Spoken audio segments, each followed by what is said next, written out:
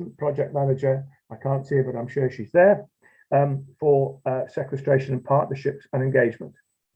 So quick run through for tonight. As I said before, this is really informal. We really would like you to get in touch with us with any questions or any comments, anything you think we're doing well or anything you think we should be doing more of. So we've got an hour and a bit, so please do get involved. And there is, I say, a button somewhere, but I think Nick or Matt will explain exactly where that button is and what to do in a second. So the layout for this evening is that Matt's going to give us a quick introduction on COP26, and then we're going to have a short presentation on what the outcomes from COP26 mean for our county. And then it's your turn. It's your turn to ask any questions. Please make them as difficult as you can, you know, don't be afraid to ask anything or to be critical or supportive where you think we're doing well, but what you think perhaps we might be doing more of. So it's your evening, very informal session, an hour and a half. And this button is going to be explained to you now whilst I hand over to Matt. But we do have the first question, Matt, which is Chris Myers has asked if all suitable council buildings will be fitted with with solar panels. And as a follow-up question, he says he wants to know if any local energy schemes up and running. So perhaps, Matt, if you just explain where this mysterious button is that people can press to ask their questions, and then can I lead you into those questions from Chris, and I'll pass over to you now. Thanks, Glenn. Yeah, thanks for everyone for attending. So just in terms of explaining the kind of format for today, so we will go into like a Q&A session at the end of a short presentation around COP, but I'll answer that question now, Glenn, as you've kind of asked it. So one of the things that we're doing is we're looking at the county council's own ambition to achieve net zero. As people will know, who've read the action plan, yeah, we made a commitment to reduce emissions by a half by 2025, and that's something which you know, without making a public announcement, we're very much on the way to doing. And so we're now looking at how we kind of go beyond that, and a key part of that will be looking about how we kind of make the best use of the assets we have, which includes the council buildings and utilising appropriately facing, i.e. south-facing roof space to do something of that order.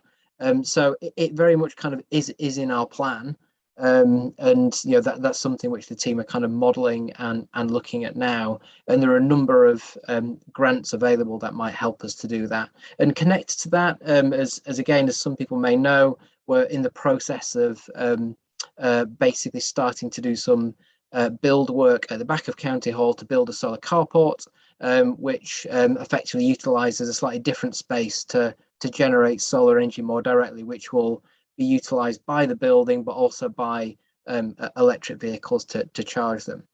So hopefully that kind of answers that question.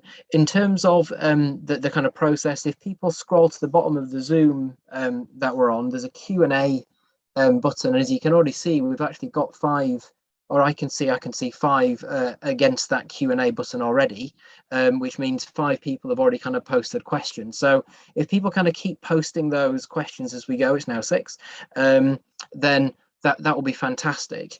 What I would just add to what Glenn said is, you know, these sessions are so valuable for us to help shape the direction of what we're doing. You know, we need to hear your voice and we need your input, and you know, without that, this whole program is just not going to work, and therefore our kind of goal to hit net zero won't work. So we really kind of need your help to do that, and that for me is what this session's about. And so I'll link to that before I kind of hand over to Nick and to Hazel to do the presentation on COP. What I would say is, you know, COP26 was a massive event, and one thing I'm sure of is we may not have captured every single part of COP26 which is relevant to Northumberland County Council. And you know, if there are things which we don't cover tonight that you think that we should be aware of around COP, then you know, either post them in as a question or send an email to climatechange@northumberland.gov.uk. Rachel, just nod if I've said that email address right.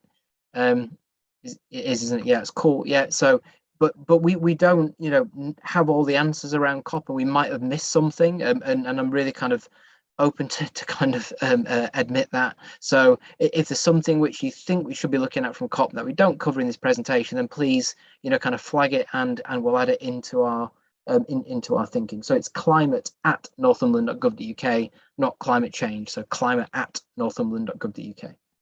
So that's the kind of end of my intro. Keep pouring the questions into the Q&A. We'll now hand over to Nick and Hazel to give us a short presentation on COP26 and its implications for the county and the council. Thanks, Matt, for that introduction, and welcome to the event. It's great to see so many participants. I'm just going to share my screen in order to give you a presentation. So we're going to talk a little bit about, as Matt said, about COP26 and what it means for Northumberland before we go into the Q&A function. Obviously, don't feel that your questions have to be about COP. They can be about anything to do with climate change in Northumberland or more widely. We almost certainly won't get to answer every question tonight, but we will endeavour to answer any questions that we can't deal with live in the event by email in the coming weeks. So please, if we don't get to you tonight, then be assured that we will attempt to answer all the questions as soon as we possibly can. So Hazel is going to do the first section of the presentation, which is just going to talk through the outcomes of COP, and then I'm going to talk a little bit more about what that means here in Northumberland. So Hazel, I'll hand over to you for the first slide. Thank you, Nick. I'm sure lots of people who are on this call have a keen interest and have followed COP, but just to clarify, COP is a UN, United Nations climate conference, and it's been running for nearly 3 decades now, and this was the 26th, which was supposed to be last year, or in 2020, but then was brought forward because of the pandemic. And COP stands for the Conference of Parties, and yeah, this year it was held in Glasgow, and it ran from the beginning of November for 2 weeks. Brought together world leaders, tens of thousands of negotiators, government representatives, businesses, citizens, all coming together for days of talks. There was calls for action and kind of citizen protests, again, all raising awareness of how significant and important this issue is and to tackle it collectively. So the COP26 president kind of brought this home and just really reiterated how important this next decade is going to be in order to keep our global warming below that 1.5 degrees of warming. And the 1.5 degrees was a commitment that was aimed for in the Paris Agreement, which was in COP21, which was in 2015. So that's kind of where that has come from the science then. And again, he just reiterated the significance of this next decade in kind of putting action in place now and keeping that warming, aiming for that 1.5 degrees warming. And under the Paris Agreement, countries committed to putting in place national plans on how they would reduce their emissions to reach that target. And these are nationally determined contributions.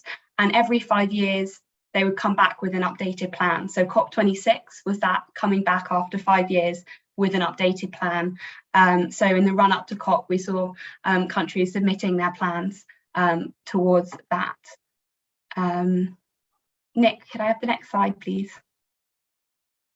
So whilst that was happening in the run-up, we also had lots of events going on in Northumberland, kind of, again, raising awareness, showing our support. So there was a number of pilgrimage, people travelling the length of the country or from across Europe. that arrived in Northumberland with the European pilgrimage and made their way up to Glasgow for the start of the COP event. We also had the Planet Mark Carbon Battle Bus Tour, which was an electric vehicle, an electric bus that toured all around the UK collecting stories, and it stopped off at Ingram Valley Farm to document what different people were doing, different businesses, different communities were doing. ANIC Climate Action Day was put on by What a Wonderful World, who are one of our climate champions, bringing together the community, raising awareness through kind of poetry, arts and crafts, discussions. We had a showcase for electric vehicles by British Volt in Blyth, again showing the kind of new technologies that we have and can use for transport. There was an art installation in Hexham. We had stalls at the Morpeth Farmers Market, engaging and discussing climate change with people and how everyone can kind of play a part in this and get involved, making small steps, which Glenn spoke to earlier, how important it is that everyone takes those and it can add up. Nick, can I have the next slide, please? Thank you. So the outcomes from COP26, the Glasgow Climate Pact, but a significant outcome was that they requested that countries would revisit and strengthen their pledges, and that's by the end of 22. So that's only a year. So whereas before we were looking at 5-year periods, what they're asking countries to do is to go back and to relook at the pledges that they make to reduce their emissions on a yearly basis now. So again, that's kind of like bringing home the fact that this next decade is really important. So that was one of the kind of key successes. We also had the first ever time that kind of action against fossil fuels was brought into it. So we had calls for the phasing down of coal. But alongside that, there was a key recognition to support a just transition away from fossil fuels. So that's retraining people who are involved in that industry and providing that kind of social security around those industries, because people still work in those areas and we can't forget or just kind of push past it as we go forward into new technologies. It also brought up the issues of funding and has created kind of dialogues to talk about fundings of loss and damage, particularly in vulnerable kind of communities and countries and parts of the world, and the importance of kind of higher income companies in providing finance towards adaptation. And the kind of final big outcome from COP26 was a consideration of methane. And this was to reduce methane emissions by 30% below the 2020 levels by 2030, and over 100 countries committed to that pledge. Next slide, please. Together, the pledges that were made have an impact of reducing 0.3 degrees Celsius less warming. So we've been successful in keeping it below the 2 degrees, but it's not quite yet reached that target of 1.5 degrees, which is why they've asked countries to kind of come back over this year and review their emissions, because we're still not quite there.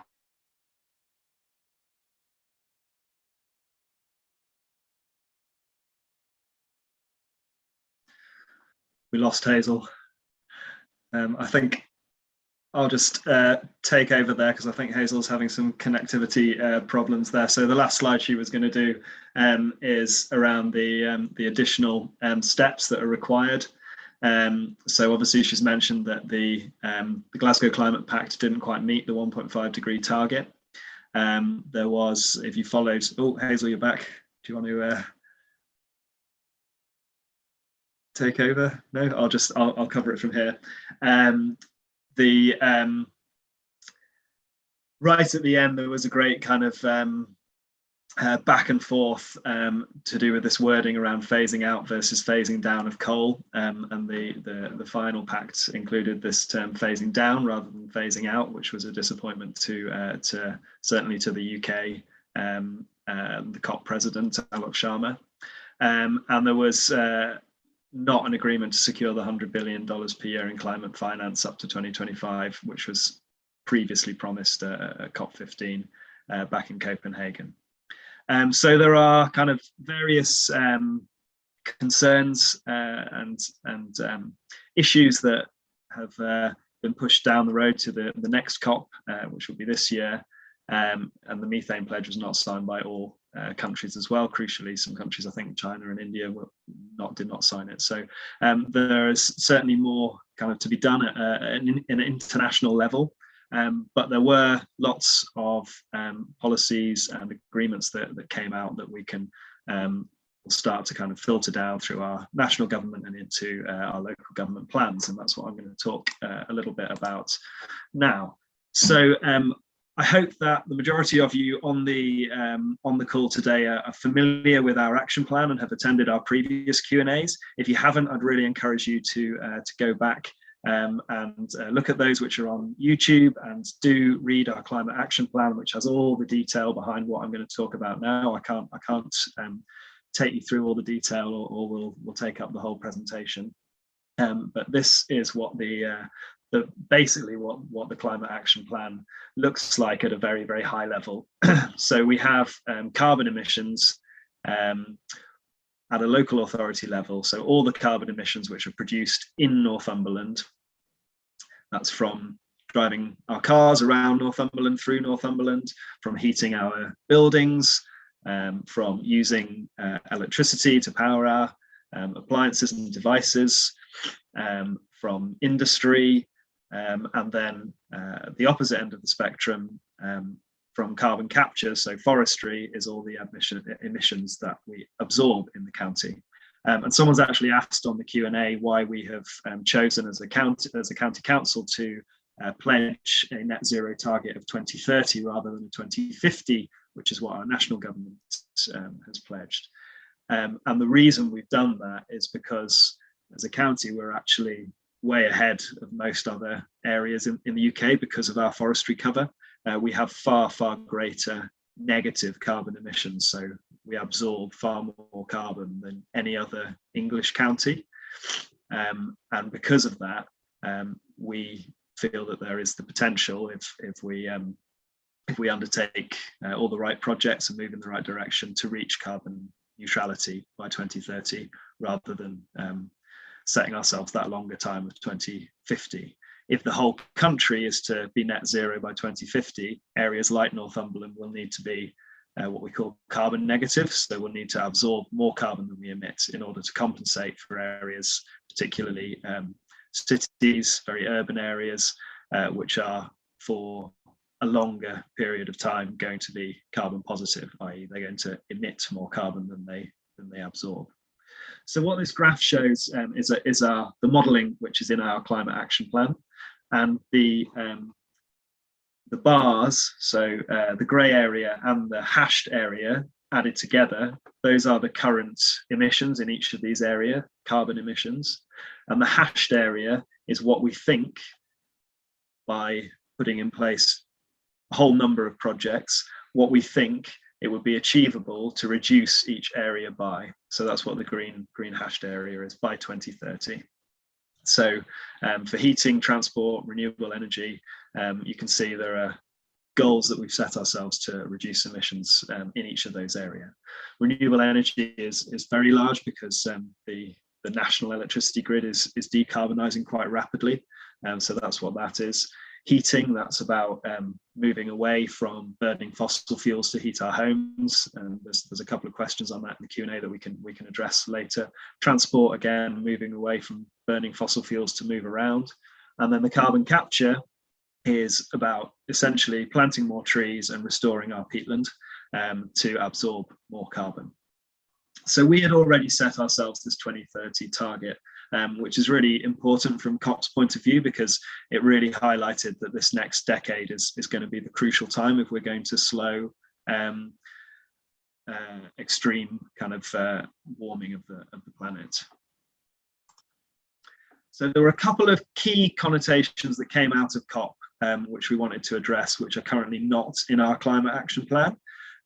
We are going to be working throughout this year on the next version of our climate action plan. The current one runs to 2023. So this time next year, we intend to be publishing the next iteration of the climate action plan, which will run from 2023 to 25. And there are two aspects which are not in the action plan currently, which have come out of COP, which we'll be working hard on this year to ensure that they are included next year. One of those is methane. Hazel mentioned the Methane Pledge, which was made. At the moment, the figures that we get from government about our emissions are for carbon dioxide only, and they do not include methane. Methane is a greenhouse gas, just like carbon dioxide. Globally, it's produced in much smaller quantities than carbon dioxide, but it is a more harmful greenhouse gas, so it has greater properties of holding heat, so it causes more global warming per sort of ton than carbon dioxide does. It exists in the atmosphere for a slightly shorter length of time than carbon dioxide, so there's lots of balances in terms of what's worse, carbon dioxide or methane. But methane was this kind of big pledge made at COP26, and methane is not included in our current action plan. So we've been working with national government, with the Department for Business, Energy and Industrial Strategy, who have been consulting local authorities to look at how and whether methane should be reported at a local authority level, and what local authorities' responsibilities should be in terms of reducing methane. That is an ongoing conversation which we're part of, and which we'll be developing through the year. So we're already trying to consider methane produced in Northumberland. Two sources of methane: one is livestock from agriculture, another one is gas leaking from landfill sites, for instance, and there's various other ways that methane can be produced. So we're looking at what that means for Northumberland and what those emissions are. As I say, we don't yet have a confirmed figure on how much methane Northumberland produces. We're also thinking about methane consumed in Northumberland, but perhaps not produced. So what I mean by that is there might be an assumption that the best thing to do to reduce methane would be to reduce the number of cows in the county, for instance. But actually, if a resident in Northumberland is purchasing meat from industrial farming, say in Brazil, the methane production of that product is far higher than if they were buying that meat from locally from Northumberland. So we're quite keen to ensure a balance in how we consider methane and ensure that we're looking at that bigger picture and that global picture, not just too focused on Northumberland. And as with our first action plan and the question of carbon dioxide, it's really key for us that we collaborate with all the relevant stakeholders. So there's a farmers working group set up at the moment, which is not just talking about methane, talking about all sorts of things about land management and sustainable farming and tree planting and all sorts of other issues. And we're very, very keen to ensure that conversation is a collaborative one and a two-way conversation. The other area that is not part of our existing action plan, and which was a big focus of COP, was adaptation. So when we talk about climate change, you'll hear two terms used: mitigation and adaptation. Mitigation is about reducing CO2 in order to slow the warming of the planet in the long term. That's what the net zero goals are all about. They're about reducing greenhouse gases and slowing that planet warming. Adaptation is about accepting that climate change is happening, no matter what we do, we can't slow global warming down to such a pace that we won't feel some effects. And it's about adapting our communities to be able to deal with the effects of climate change. And some of those I've listed here: extreme weather events, coastal erosion, floods, infrastructure resilience, as Councillor Sanderson mentioned, the electricity grid, wildfires, and the impact on our natural habitats of extreme weather events, extreme heat, floods, etc., and the biodiversity of the county. Now, the council is actually working on a lot of these issues already. There is a flood risk team, there's a coastal erosion team, and the fire and rescue service is considering the increased risk of wildfire. But it's not tied into our climate action plan currently, and that's something we'll be doing over the coming year and ensuring that it is incorporated into our next action plan, so that you can look at both parts of the picture, not just the mitigation and the reduction of greenhouse gases as a county, but also how we adapt our communities to cope with the effects of climate change going forward. So, as I say, we have already set ourselves the 2030 target, so we're very much in tune with the messages coming out of COP for that. This graph shows the historic emissions in Northumberland. You can see how far they've dropped from earlier this century in 2005. That's largely due to the closure of some big industrial units. You can see the grey line is what we will achieve if we realise the planned projects that we have in the existing action plan, and the yellow dotted line is our sort of modelled trajectory to 2030, which is how we think we can get there, but where we don't have the funding and the projects set out yet for that line, which is where we're going to be again working to detail more of that in the next action plan. So that's the end of the presentation. So I will hand back to Matt. Actually, before I do that, I'm just going to call out a couple of events which took place during COP in the county, which we missed in the slide. So Climate Action Berwick and Borders had a 5-day festival. Rothbury Climate Action Network had a climate day.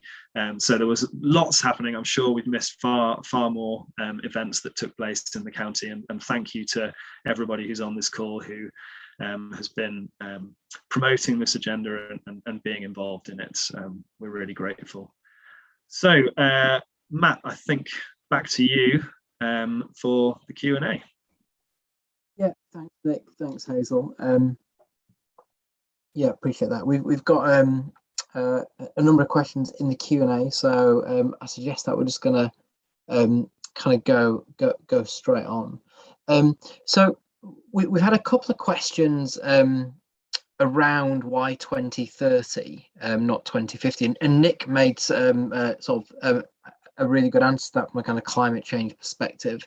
One of the colleague on the call put an interesting comment in the chat, which I'll read it. It's from Mike Dominique. He said, "As our house is on fire, it seems sensible to aim for net zero as soon as possible, i.e. 2030, not wait another 20 years."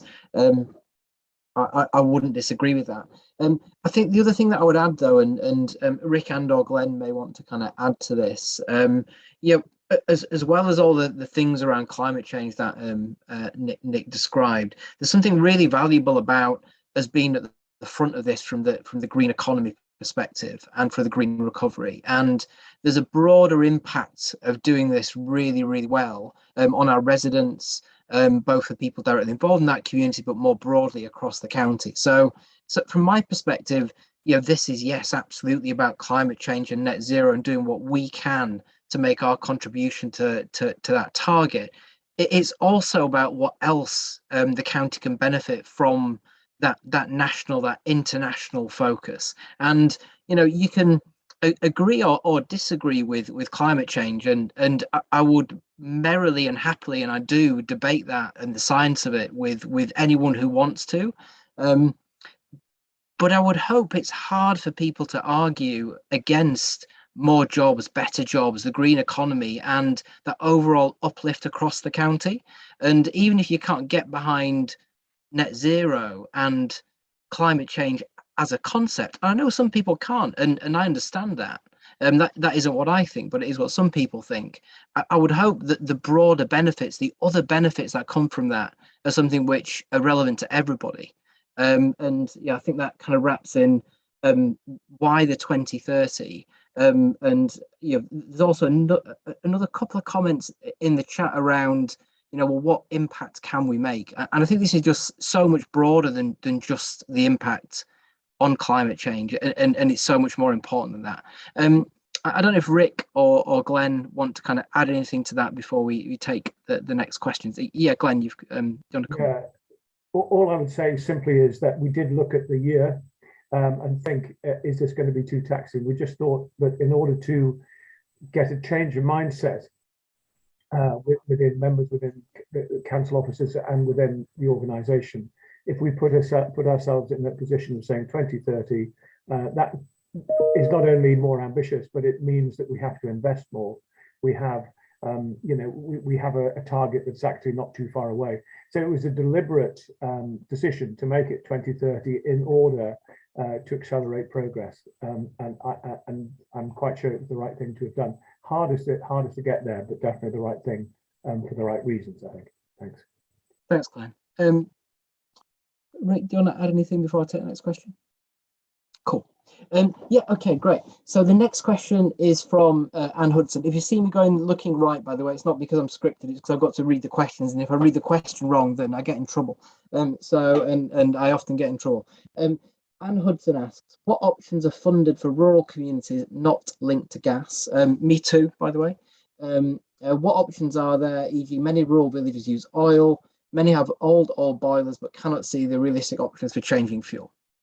Okay, Anne, fantastic question, and one that is kind of close to my heart. I'll kind of answer, and then if Nick wants to add anything, then I'll bring Nick in. So there are kind of two different answers to that.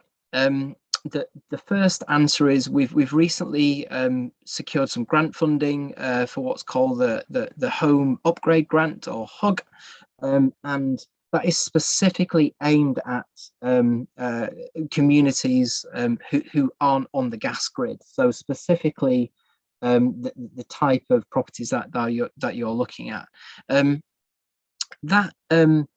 That solution is means tested, both in terms of income and in terms of the kind of heating efficiency of homes. So it's very much aimed at fuel poverty and a specific set of people. So it kind of answers sort of part of the question, I think, that you have.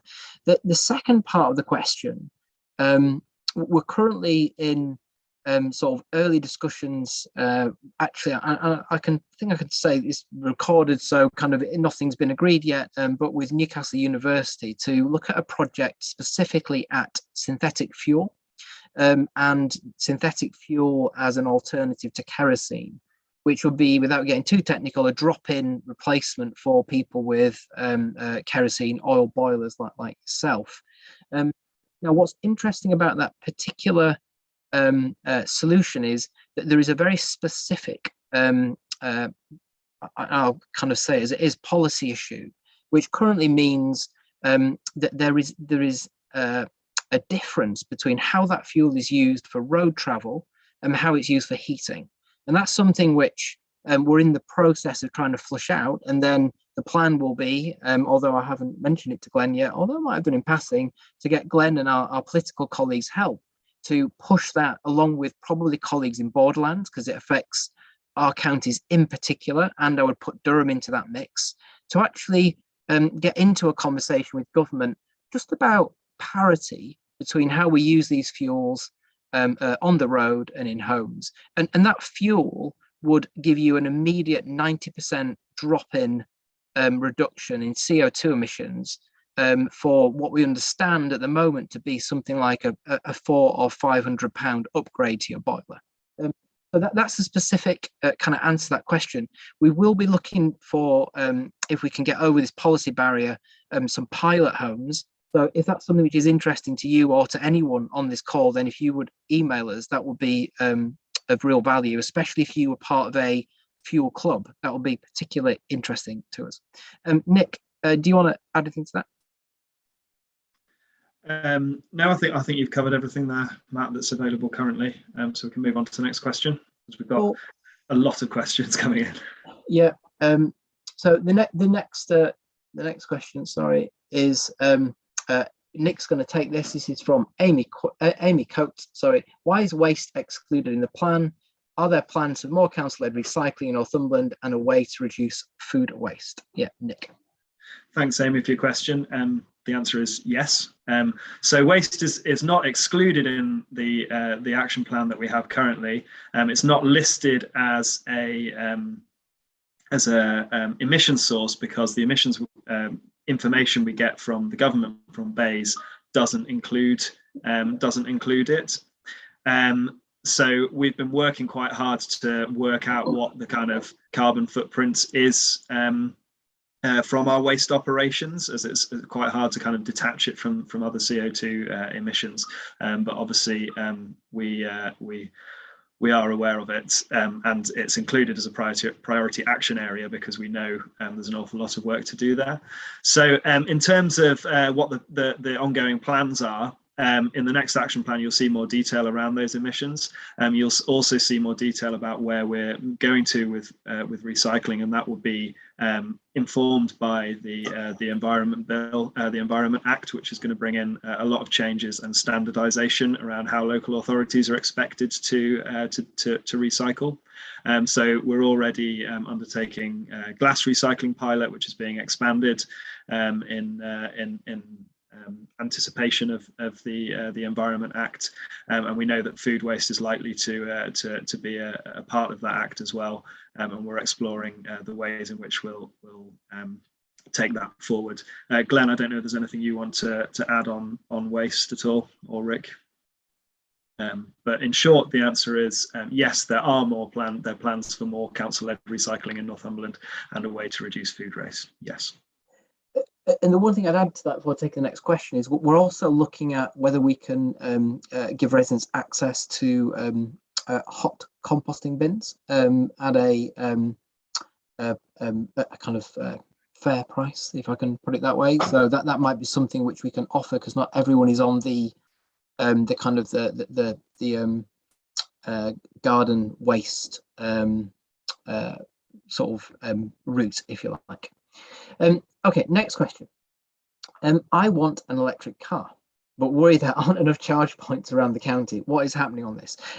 Yeah, so I'm happy to answer that question directly. So I guess two responses. One is, and forgive me, I don't know if you have a driveway or not, but if you did have a driveway, speaking as I do have an EV, what I've found from my own experience is actually most of my charging I do at home. Now, we also appreciate that isn't available to everybody. So the plan at the moment is, well, the current work, we're basically scaling out around 52 charging bays. So that's like 104 charging points this year. The plan is to significantly accelerate that to basically 152 charging points per year for the next 3 years. And the idea is that those specific charging points will be located to for basically people who don't have access to off-street parking. So they're designed specifically for that community, so they can get EVs. We're currently running a pilot, and you'll start to see some of those kind of go in alongside our kind of main charging facilities through basically the end of this financial year, so from now until kind of March, April time. But the idea is that we'll basically scale those charging points in parallel to what we think the uptake of EVs will be, based on the evidence base that we kind of get access to from government. So we're going to try and meet demand with need, and we've got a pretty reasonable idea of where we think they need to go based on where that demand is likely to materialize. So that's the kind of plan and the approach. So I would hope public charging doesn't become a limitation to getting an EV. Okay, good. Hazel, there's a question on schools, which I'm going to kind of hand off to you, if that's okay. So there's a question which basically says, education is critical to helping to mitigate climate change and to encourage people to start make adaptations in preparation for the future. How do you intend to support schools to help them promote climate awareness? Hazel, do you want to have a crack at answering that? Yeah, of course. So we're currently in the process of writing and starting our school engagement strategy. So that's the climate team alongside the education team in Northumberland County Council. And our hope is to create some resources that can be taken on by schools, that they can fit in around their curriculum so that it becomes part of every subject, and specifically with a Northumberland focus, so that there is that kind of theme running through, is like, how can we do it? It's not something out there that has to be tackled by national governments and big institutions. That actually, like, when we all make changes and we make them in Northumberland, then we can have an impact towards that. So we're in the process of kind of starting to create those resources for schools, starting off with our kind of primary education, and then also extending it to think about our secondary schools and post-16 apprenticeships, and thinking about how we can prepare students that are coming up now for a world where green jobs will be more available. So yes, it's definitely something that we are very much looking to kind of bring forward and implement within the next year or so. Thanks, Hazel. And if I would, I'm just going to add kind of one example of that. So there's going to be some big things in terms of curriculum and all the things that kind of Hazel described, but there's also some like really practical things that we do. So we can do. So Hazel and I spent some time at a school in the area, Bothell School, for people who know that area, and we got talking about practical things. And a real practical thing was, could we take the word tins? I don't think they're word tins anymore. It's probably more from when I went to school, but effectively make it clear when the kids are learning the words, which of these words have a climate impact. So effectively, there's quite a low tech way we can get people talking about climate change through the existing work that they're doing, because we know, if we know nothing, and my wife's a teacher, teachers are super busy. So for this to work with education, it's got to be alongside what happens, not additional work to do. So it's ideas like that that we're trying to kind of get our heads into. So again, I would say, if there are any people on this call who are teachers or who work with young people and can think of really practical, simple ways to do that, then please send us those ideas, because we are really interested in that. Okay, good. So next question. Can something be done with Northumberland building regulations stating all new buildings must include solar/wind power to use in the new properties? I picked this one up, Nick.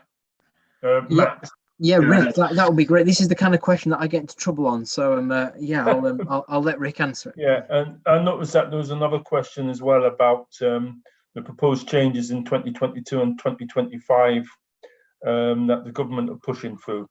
I think that we would love to do this, but the practicalities of the planning system are such that we're really not able to. Our ability to force developers to do things such as put PVs on buildings, etc., is governed by the local plan, and that determines what planning guidance we can have in place. And we have to be realistic about what we can put in that. So we are developing supplementary planning guidance to try to encourage developers to actually act in a more responsible and green manner. But until the actual regulations and the legislation is put there by the government, we are bound by what we can do. So we can encourage, we can persuade, we can cajole, but we cannot enforce until the actual legislation changes. In this case, the actual national building regulations. Cool. Thanks. What we can do, having said all of that, is as a council ourselves, with a significant amount of housing stock and with a subsidiary company that builds houses, we can do exemplar, we can lead by example and start to build the sort of buildings and properties that people do want that have these measures built into them.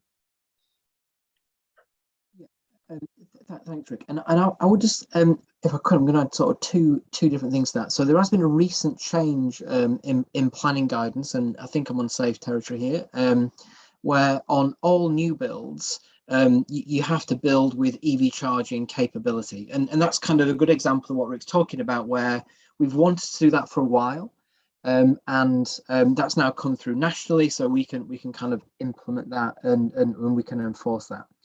Alongside that, we are also encouraging people who are kind of doing significant retrofit work to consider the same thing, but again, legally we can't enforce that.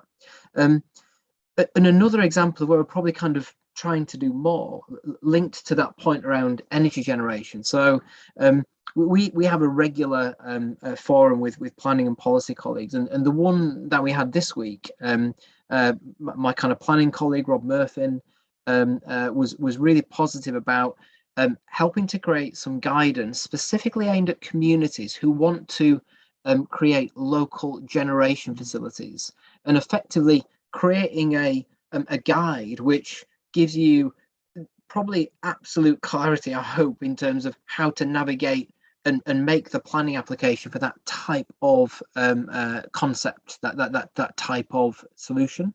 Because again, that's something which the more communities who want to do that, the better. To the early points kind of Glenn was making around, this has to be resident and community led as much as it can be supported by the council. So that would be sort of an example where planning are definitely starting to do more, which I think is superb, and I couldn't speak more highly of Rob and his team for doing that.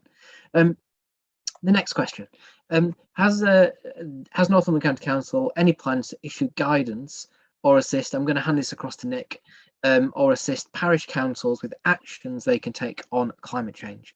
Nick.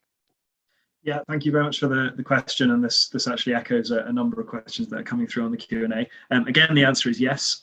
We are developing a toolkit right now for parish and town councils, which will take you through how you can measure your parish's carbon footprint. There are a number of online tools to do that.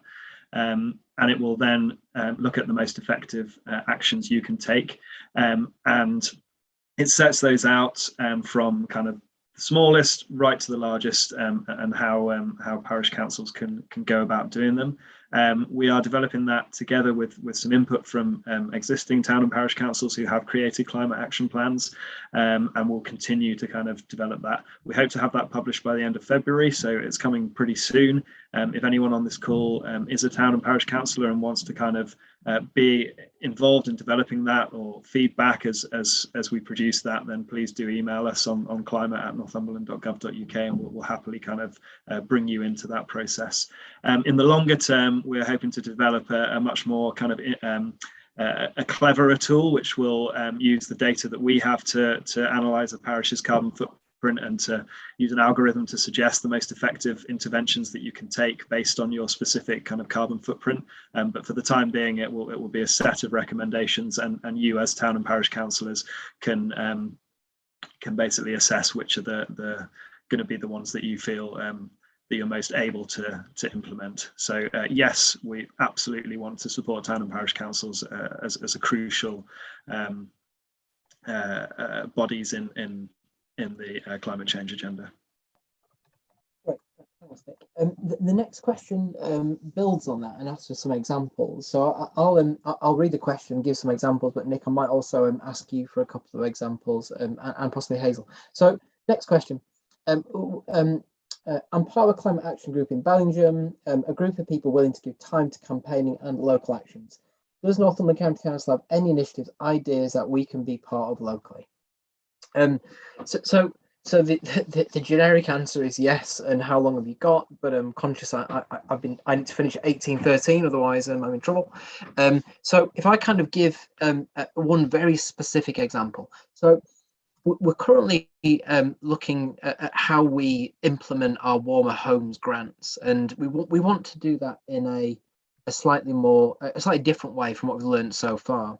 And basically, in a nutshell, what we're looking for are communities who we can meet with to effectively talk you through what this grant looks like, and identify both residents who we think would benefit from this grant and supply chain suppliers who could supply to those residents. So rather than waiting for people to, you know, get a flyer and look on the website and, you know, kind of click on a link and call a contact center, I won't go into all the things that we've learned. What we actually want to do is reach into communities. Given Bellingham, which I know because it's not far from where I live, is definitely off the gas grid, unless people are on canned gas, it would fit really neatly into the home upgrade grant that I mentioned before. So I would be very specifically interested in having that conversation with whoever's posed that question. And we definitely, as part of that, want into the you know, link into the local member for that area as well to help us. So that would be a very specific example of the kind of thing where we'd want some support. So if you were willing to share your contact details, then we'd definitely get back in touch with you to do that. Nick, do you want to give another example? Oh, Glenn, sorry, yes, Glenn. I just wonder if I could quickly add that we're in the middle of our budget process, setting the budget for next year.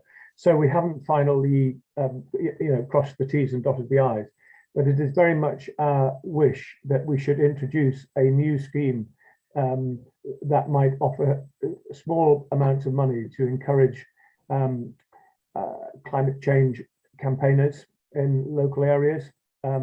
This is still being formulated, and it's not agreed yet completely, but I'm very keen to see that happens. And if we do that, and if we can get it to work, that will then mean that we will be able to actually offer some financial incentive to do things locally, whether it's the parish or town council, community groups, or whatever. So that is work in progress, not completely decided yet, but I'm hoping we'll make an announcement in early February on that.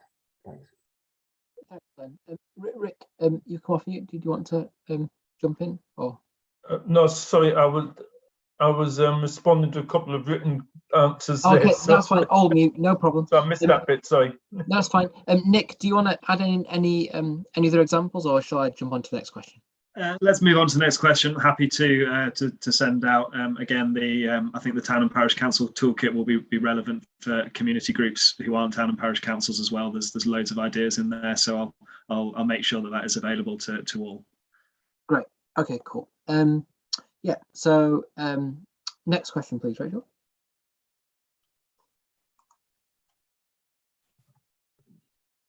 So I'm just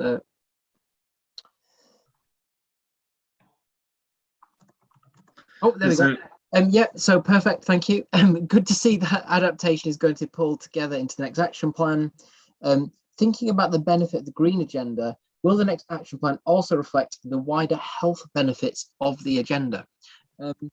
So, I mean, that's an excellent question. And I mean, the kind of short answer is yes, but probably best for me to kind of say how. So, within within our team, we have basically a policy group where we bring together the policy makers at an officer level, not makers, but the officers who support policy making with the members, obviously, into one place. And part of that team is our public health team. So there is clearly a kind of a strong link between things like active transport would be a good example, but there are many others around clean air and all the things without me kind of listing them all off, which are absolutely relevant. And yes, the plan will be to kind of link into that agenda as well as kind of other agendas where there's a clear kind of dual benefit of climate change. So yes, the answer. So yeah, I'll jump on to the next question, please, Rach. There's a question I'll just take quickly, Matt, while Rachel's putting the next one on. Someone's asked, could Nick explain the last slide in his presentation? It appeared to show a massive reduction in Northumberland's net CO2 emissions in recent years. Yes, there was a massive reduction in the early 2000s. That was largely down to the closure of some big industrial installations, in particular the Alcan smelter in north of Blythe.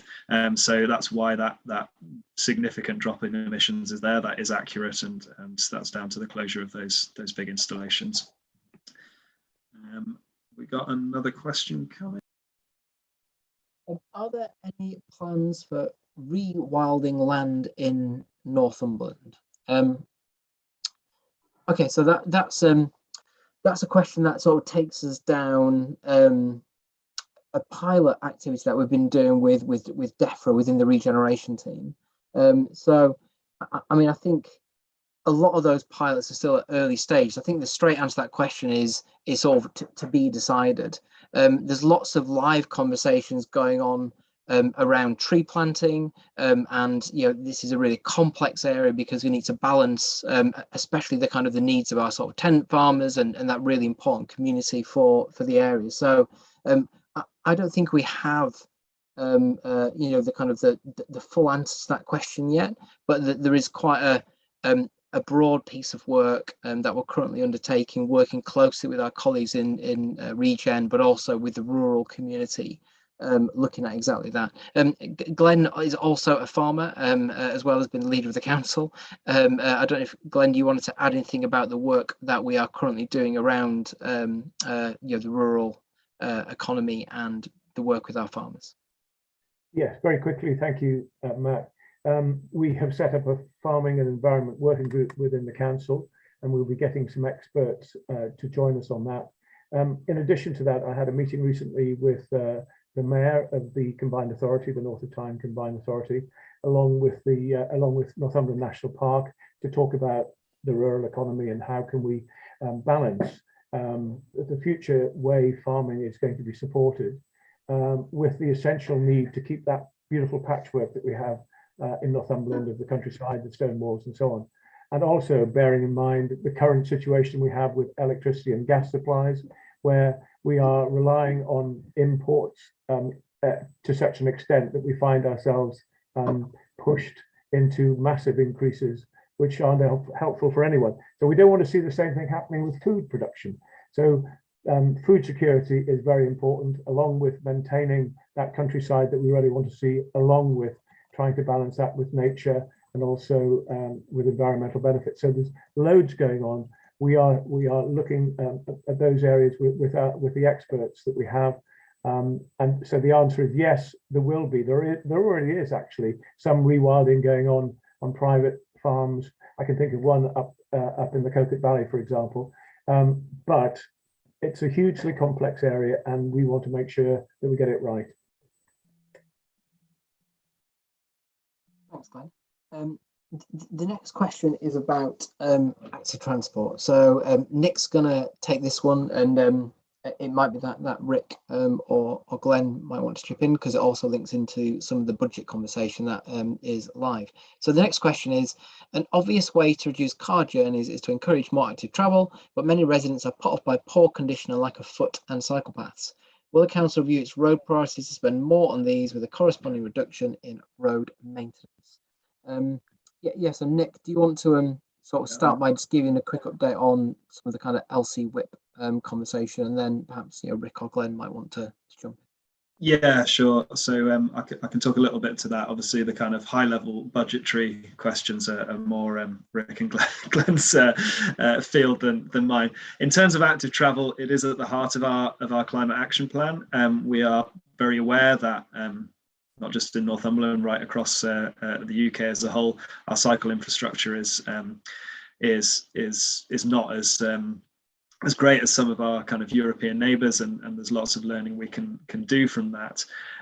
We have to balance, obviously, in Northumberland, the way people move around our towns and short journeys versus our kind of our large rural spread and the dependency on private vehicles that our rural communities have. So we have, as a council, developed a set of local cycle walking infrastructure plans, which I know I've mentioned before, and I know people are quite keen to see. Those are heading for public consultation very soon, I am assured. So I very much hope that people will be able to kind of look at them and comment on them. What they've done is basically take a whole load of data sets and work out where the best cycle corridors would be to ensure the best use. I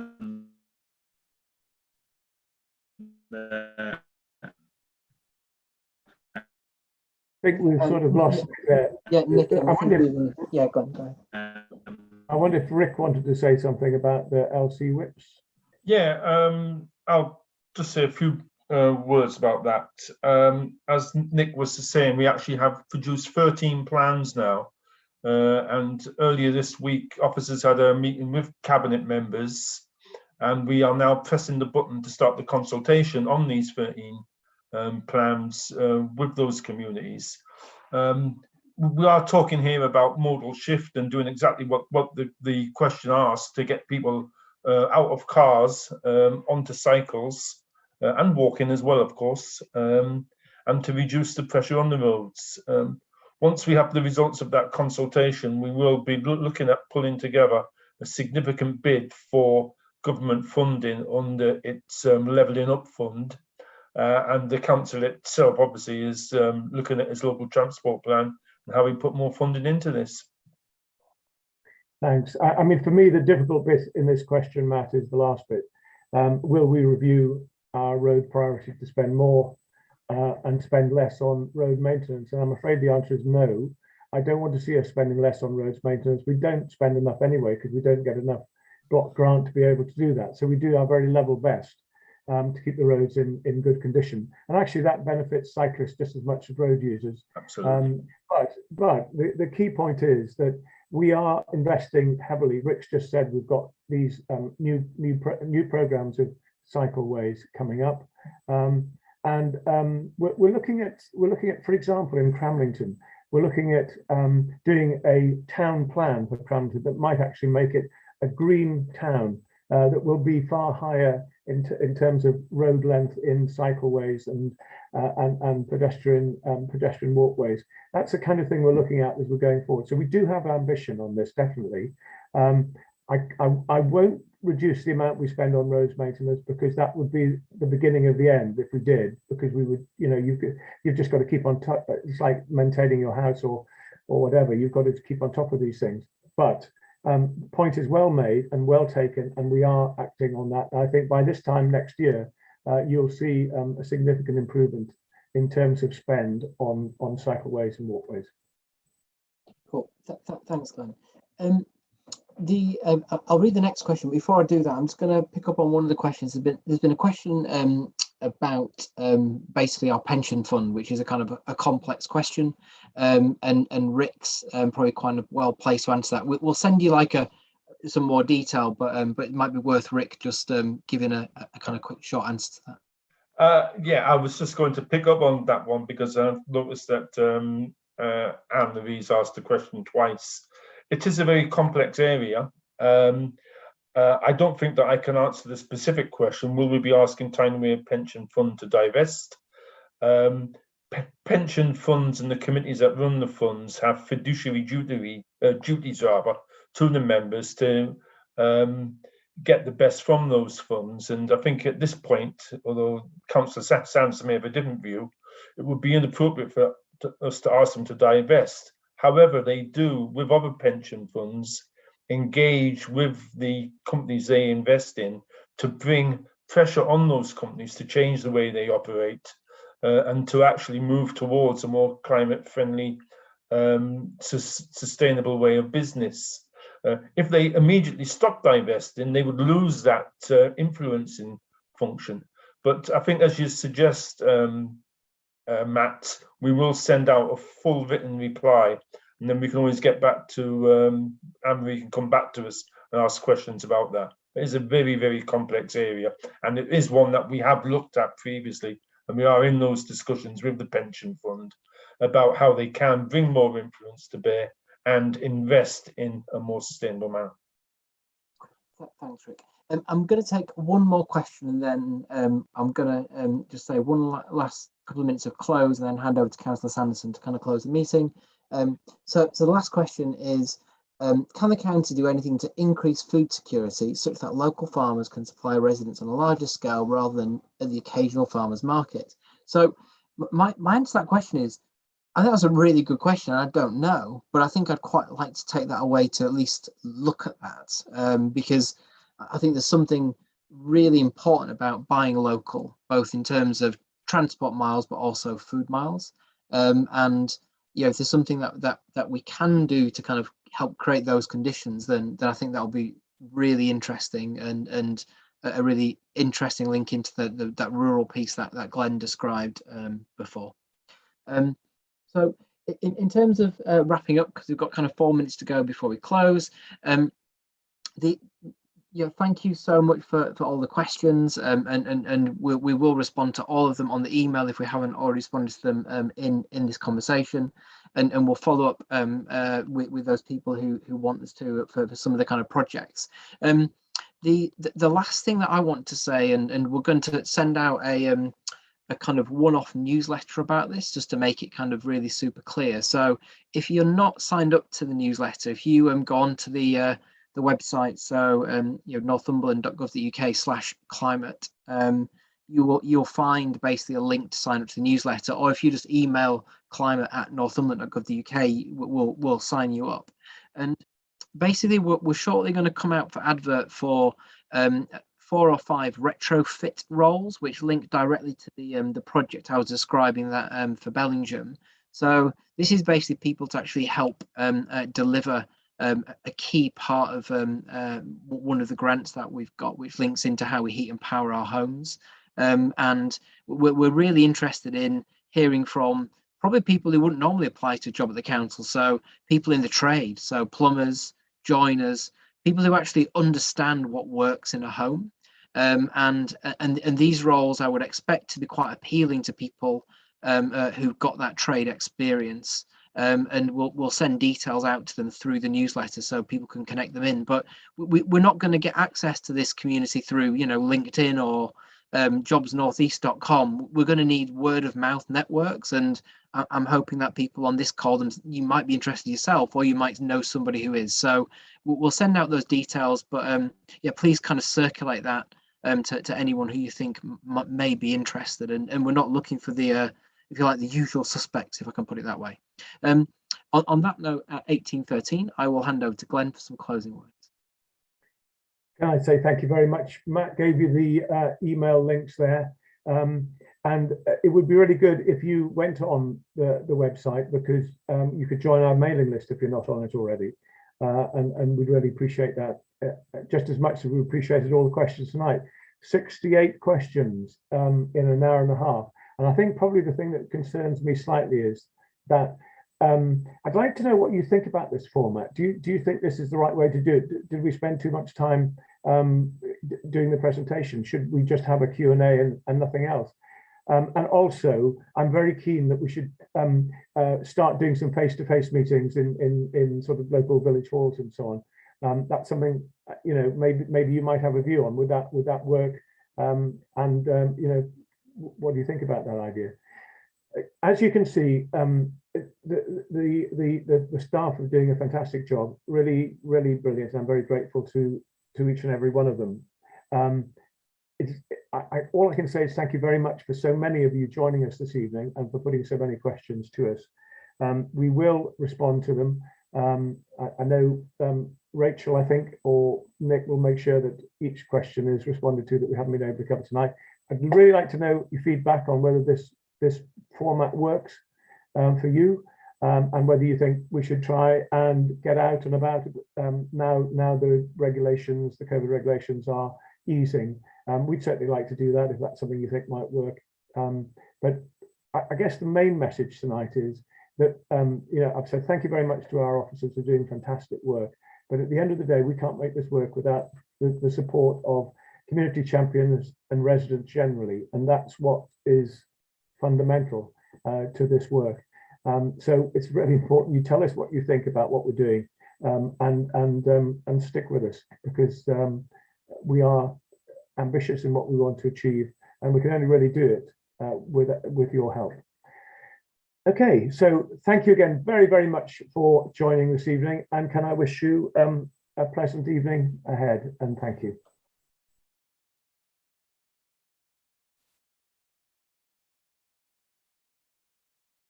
Good night all.